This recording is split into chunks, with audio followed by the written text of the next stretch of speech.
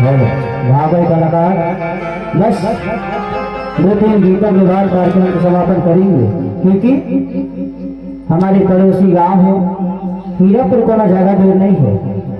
आज कुछ लेट से भी चले जाएंगे तो कोई बात नहीं है। आज भी हमारा कार्यक्रम है, समनापुर अमरपुर जाना है, पर कोई बात नहीं है। 3 गीतों के बाद कार्यक्रम को समापन करेंगे। सबको मैं चाहूँगा अपने कलाकारों से कि आप सागर मंच में कष्ट करेंगे भैया राहुल कार्तिक जी और उनके साथ देने आएंगे भैया कमलेश जी और रानू जी। आप सागर मंच में कष्ट करेंगे।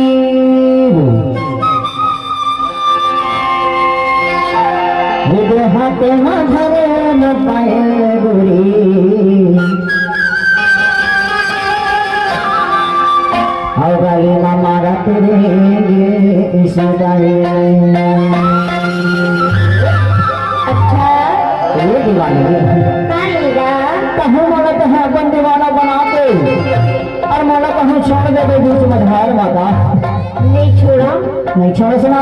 हाँ देख मोर इंतजार की घड़ी आप पर जना थे गो। अच्छा हाँ करे से टिके था काहे की था दीवाना बना के माला